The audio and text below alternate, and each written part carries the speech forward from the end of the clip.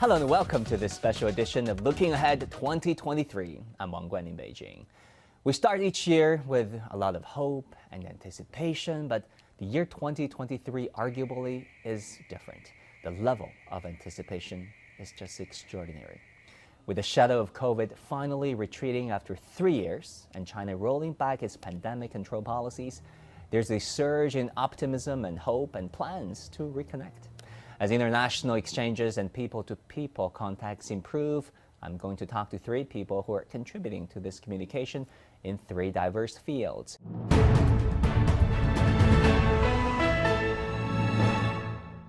Now, looking at the year 2023, how will China's international dialogue and cooperation go forward? My first guest today, in fact, my first guest of the year is David Ferguson, Honorary Chief English Editor of Foreign Languages Press. David, welcome to the Hub. Now, David, as the Honorary Chief English Editor of a major Chinese publishing house, you have a major role to play in presenting China to the outside world, but we did not know that you brought the outside world to China as well, and that too in the form of Manchester United, no less. You must tell us more about that. Are you related or affiliated with Sir Alex Ferguson by any chance? Well, that's an old story, Wang Guan. It's a good story. In the early 2000s, before I came to China, I used to work, I used to own a media production company with one of my brothers. He was an old experienced television producer. And through his contacts, we knew the guys who ran Manchester United TV. So when they needed a documentary made, occasionally they would commission us to do it. So I've actually had the opportunity to interview a number of interesting people, one of them being Sir Alex. I mean, you get to interview David Ferguson. I got to interview David Beckham. So yeah, awesome. So that's going back a while. And one of the first times I came to China, I actually came to China with Manchester United as part of a business delegation that was accompanying the club. They came in 2005 and they played a match in Hong Kong and they played a match here in Beijing. Yeah, I remember that, against Beijing Guan. So I was actually with the delegation then. So I got some nice pictures of my son, who was then 1 year old, with guys like Wayne Rooney and Alan Smith, Ryan Giggs. Was Ronaldo in that squad too? No, actually. Which year was that? That was in 2005, but I was actually at the Man U training ground the day that Ronaldo signed for Man U as a teenager. That was in 2003. 18 years old, yes. I actually got the very first autograph that Ronaldo signed as a Man U player. I was there and I saw him going into the offices to sign on the dotted line. When he came back out, the only piece of paper I had with me was a business card. So I gave him my business card and said, "Can you sign an autograph, please?" Well, awesome. So I got his first autograph. A tribute to that young boy, now that we learned that he has just signed with Al Nassr, the Saudi Arabia team. Yeah, that's right, for something like 184 with that unbelievably high salary and bonus. But let's talk about China's engagement with the outside world. Now that China has relaxed its COVID policies, no quarantine whatsoever for inbound travelers, international travel is about to rise. It is rising already as we speak. How do you foresee that to facilitate China's outreach to the outside world and vice versa too? I hope that it's going to work in a positive way. Unfortunately, we're all already hearing talk about some of the Western countries placing restrictions on Chinese travelers. I think one of the unfortunate things all the way through the whole COVID pandemic has been the way that some Western countries have politicized it right from the start. Donald Trump was talking about the China virus, and he wasn't the only one. So I think that China's making positive moves. I think that China's management of COVID has been wise and sensible. They put people's lives first up front. I think now that the virus appears to be mutating and becoming less serious, and I think it's maybe right to start taking the brakes off. I'm hesitant to comment too much about it because I'm not a medical expert. But I think there comes a point where you have to be ready to start to ease restrictions. Sure. I think China's doing that. I think it's the right thing to do. I just hope that that Western countries, my own country, for example, the United Kingdom can respond in a positive way and not treat this as yet another opportunity to create conflict and hostility. Now, in your circle of publishing, academic and think tank members, what is the response to the changes in China's COVID policy? Did you talk to your friends, your colleagues? What are your own thoughts on all this? Well, pretty much every adult I know has now had COVID. Nobody that I know has actually been hospitalized, which bears out what I was saying earlier, and bears out what I would hope is that the virus is becoming less serious. So we've all had COVID, we've all been through it. It's very unpleasant, but we've all got through it. As I say, nobody's been hospitalized. We're steadily going back to work. I actually had quite a tough time myself over 10 days over Christmas, but I'm past the worst of it now and on the mend, and looking to get back to work fairly quickly. Yeah, sorry about that.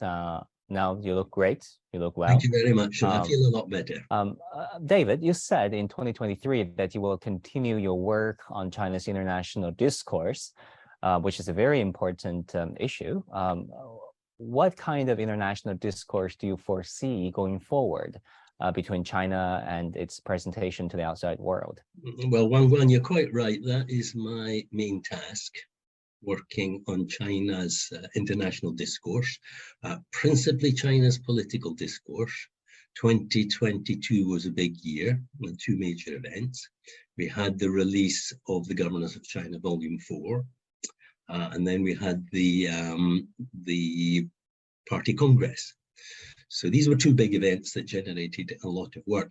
To be honest, for 2023, I would be hoping for a slightly easier year this time round. I mean, we'll have a lot of white papers, a lot of, China likes to publish white papers, likes to let the world know what its position is in terms of major political issues, major social and environmental issues.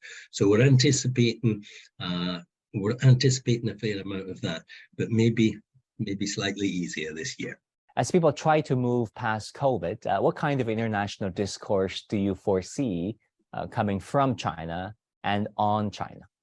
Well, first of all, we've had, or we're about to have a change in foreign minister. I think. What do you think about that? Well, I think one of the great strengths of China's system is something that I call continuity. You look at the Western political systems and you've got constant change. It's all based on conflict and confrontation and changeover and turnover. And I see one of the great strengths of China's system as the fact that people plan ahead and then they implement the plans and they pilot them. And then once things work, they actually start to roll them out. So if you look at what President Xi said at the Party Congress, he said the main task going forward for the CPC will be the second centenary goal. Now, that is looking forward from here to 2049. So I think that's the great strength of China's system, is the continuity, the ability to plan ahead, and the ability to implement. China's diplomatic strategy, it's based on the 5 principles of peaceful coexistence. That is going to continue. What I hope that China can do is reach out to partners beyond the developing world, beyond the global south, where they already have solid friendships, and find a way to rebuild relationships with the developed world, and principally with the two people who have adopted the most adversarial approach, which is the US and my own country, the UK. Finally, David, what do you hope to see happen the most in the year 2023? For myself, well, I've got some plans for myself on one. Outside of my activities with the Foreign Languages Press, I write books, teaching English books. I write books for kids. I don't know if you even know that. Yes. For kids, I can be advised by you. Okay, and I'll keep in touch and let you go. But I've got a number of irons in the fire for 2023. and I hope to be making my own contribution to China's international discourse. And I think that maybe they need to spread that in more areas. One of them being soft power, for example. China's great at making movies. Movies talk direct to an audience. So I actually have a plan myself to be working on an idea for a film.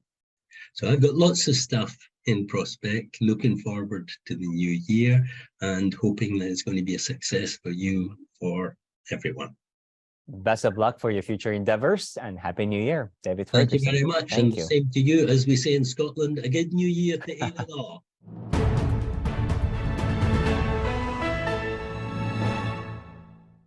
While we're talking about breaking the ice, my next guest has done it already. Emmanuel Daniel is the founder of the Asian Banker. He shares his New Year plans as he just returned from the Antarctica.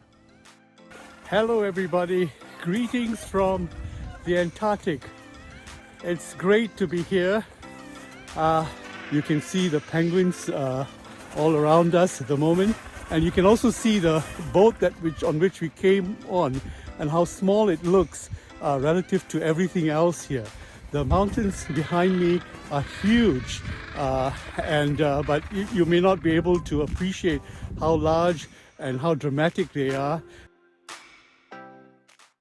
Emmanuel, people are talking about the new year. They're talking about the new year, a new journey, a new beginning. They have set so much hope on this year, the year 2023. You actually have taken it literally. You have begun a new journey. You have returned from the Arctic. Tell us about your adventure. What was it like? Well, I'm actually talking to you from a town called Ushuaia, the southernmost town in Argentina. I just today got back from the Antarctic. I deliberately made a trip to below the Antarctic Circle, down to the Antarctic mainland, which not too many ships get to do that. And I'm very happy, to say that on my trip, there were about 100 of us, and there were about 8 people from China. And I was very happy to see people I recognized. I was able to practice my Chinese. Of course, the Antarctic is the final frontier of humanity. It is a region that is not technically owned by any country, but every country that participates wants to make sure that they preserve what they share together in the world today. And I guess the theme there for the next year, 2023, is sustainability, preservation, and cooperation. And I think that's what the Antarctic is all about. You know, I've come close to the Arctic in the north, but not even, not quite close, not as close as you have been to the Antarctic. What was it like? I mean, what were some of the awe-inspiring moments? There must have been many. Well, firstly, I took many pictures, but not a single picture will capture what you actually see in the Antarctic. If you've been what to you actually feel inside. Yes, what you feel inside. It's a feeling that will grow in me for many years to come. If you go to New Zealand and then you go to the Antarctic, you might say, oh, this part of the Antarctic looks like New Zealand. If you go to Xinjiang province and or the Tibetan mountains, you'll say, oh, something about it reminds you of Tibet. But Antarctic is like 100 times larger than any of these picturesque places around the world that we are familiar with. So the first thing I think I learned how not to do is not to compare the Antarctic to anything we've seen before. And then to come to terms with the fact that there is this huge part of the world that is worth preserving and worth protecting for all of mankind, not just for any one country or people or region. And it's very good to see. And I learned a lot about the cooperations that are made by the Antarctic Council and so on, where all the different major countries of the world, including China, cooperate to preserve the Antarctic. Now, if you ask me what is it that that I'll remember for a long time, well, I will remember that I slept in the open one of the nights and looked at the sky, and I can say that I've slept in the Antarctic and that was super memorable. I didn't do the polar dip because I was exhausted the next day, but I wish I'd done that. But everything else, I mean, learning to respect the penguin highway was something, to see penguins all around you, but to respect that you need to keep a distance from the penguins and respect their lifestyle and not block their passage to the sea. So these are some of the things that I had to learn about what sustainability and protecting the environment is all about. Now, I want to shift gears a little bit and ask you about the Asian banker that you have started.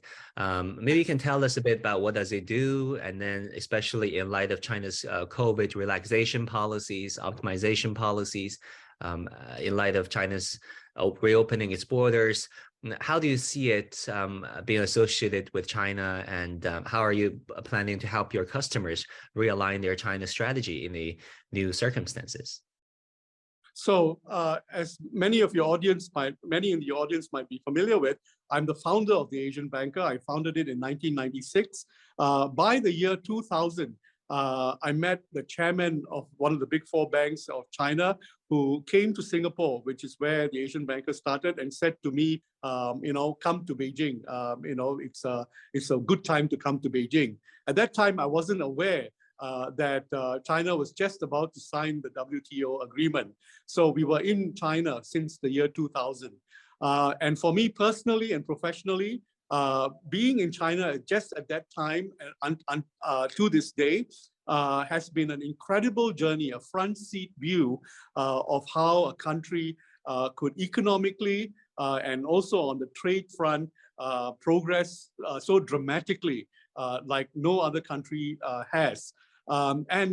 Because the Asian Banker's core business is research in banking and finance, we have to constantly make a judgment as to the sustainability, the integrity of the banking system in all of the countries that we cover. Many of our clients are from the US and Europe who want to understand some of the developments taking place in Asia. And because of our office in Beijing, we have an on-ground feel of how the Chinese banking system is responding to a lot of the changes taking place today. Of course, the US thinks of itself as being, the superior system. But I think China has proven since the year 2000 that I've been in China that it had built a banking system that is resilient. At the time that COVID started, the global economy, the mechanics of the global economy was totally different than what it is today.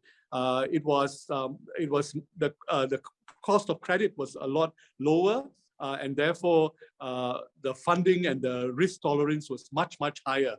Today, when China is coming back into the global banking system, we are entering a system which is much more cautious about risk profiles and so on. Recently, we know that China has relaxed its COVID restrictions substantially, no quarantine requirement for inbound travelers, opening up its borders literally again. It was open, but now it's just made more easier for foreign travelers, expats, to come over here to do business. I just want to get your reaction and maybe the reaction of your friends in your community about this relaxation of travel policies. First out, just the ending of quarantine requirements has, in my view, and from the people I speak to, created an incredible demand for travel back into China. And I see some of this demand from people who have had historical relationships with China, who need to get back in, and fund managers, for example, who need to get back in and engage with people on the ground. But also, I see a new interest in people in the US, and I speak specifically of people I'm familiar with, who are planning to do study tours in June, July, August. So there is both a re-engagement with the traditional community and fledgling new interest in China. The desire to start on a clean slate in terms of understanding what the issues are today. Yeah, everyone's hoping that the new year will be a year of peace and prosperity, of amity. But you made slightly a different forecast somehow. You said there will be a financial war. I mean, when, why, and how? Well, the US is going through an inflection point. The Federal Reserve Bank, is inconclusive in its model in dealing with inflation and even interpreting inflation at the moment. And that has repercussions on cost of funds and on the capital market in the US. Every other country in the world, including China, have to recalibrate their own strategy because of this development. Now, many countries would like to see a softening of interest rates and that they don't have to protect their own currencies by raising domestic interest rates in China, in a number of large countries and so on. How the US responds to the global scenario will decide whether they will be adversarial or not.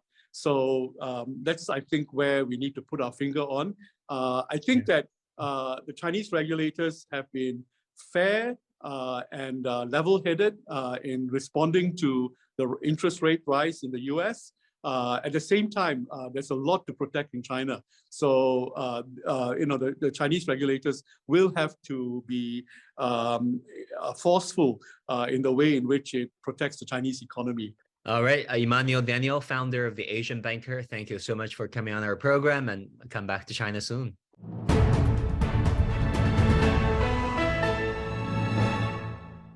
Now, a New Year show should always end on a high note, and that's exactly what we're going to do. My last guest today is Ellie Zylo, the versatile South African singer based in Hong Kong, China, who sings in 4 languages. Wow. Welcome to the Hub, Ellie. Thank you so much for having me. We know that music is always loved by everybody because it knows no borders, it knows no barriers to some extent, and you're an example of that. How did you become a pop singer in Hong Kong from South Africa? Well, I originally came in 2015 by way of Hong Kong Disneyland. I auditioned for the role of Nala in South Africa, and then about 3 months later, I found myself here. Luckily, I got the role, and that's just how my journey began. Awesome, awesome. How do you like the city? I love it. Actually, I came back on my own accord because after my time with Disney was up, I went back to South Africa for a few months. And then I decided by myself that, you know what, I want to go back to Hong Kong. I enjoyed it so much. And so I'm back, and I have been back for about 5 years now since then. So I understand that you can sing in Cantonese and Mandarin, both. Maybe you can show it to our audience a little bit. Okay. Let me see.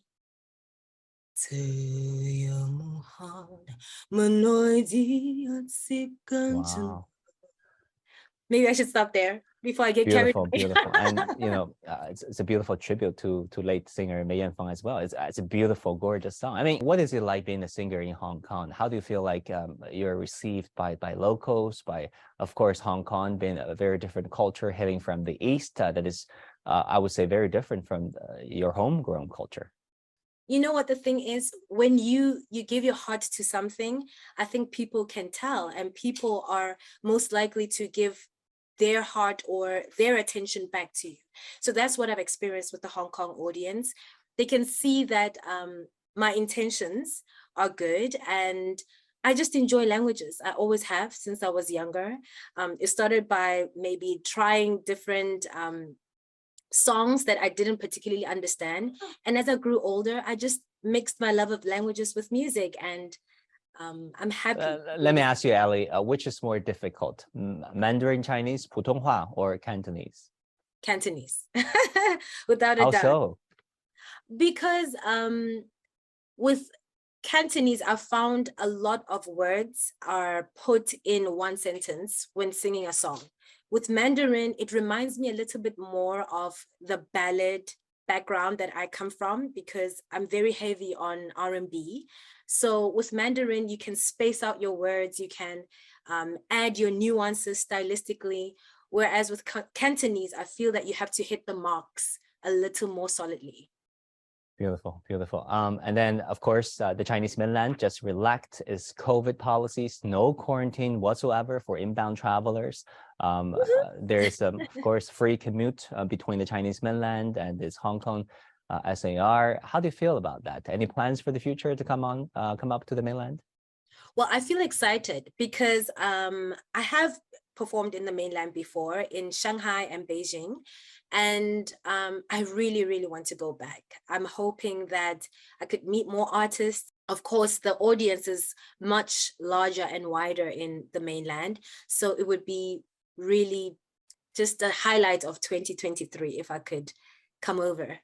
Yeah, I'm just wondering, how have you been telling what Hong Kong is like, what China is like to your friends in South Africa or other parts of the world?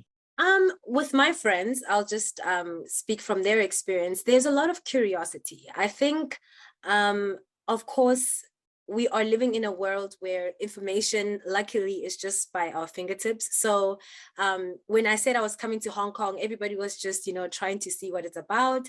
But now that I'm here, actually, they are living vicariously through me. And I see a lot of people on my social media even saying, oh my, I need to plan a trip to Hong Kong. It looks so fun. It looks so great, So people are definitely open to it in a very positive way. They want to see what I'm eating, where I'm performing, just fun things. Like, show us the streets of Hong Kong. We want to see, There's a lot of positive feedback, I find. Yeah, great.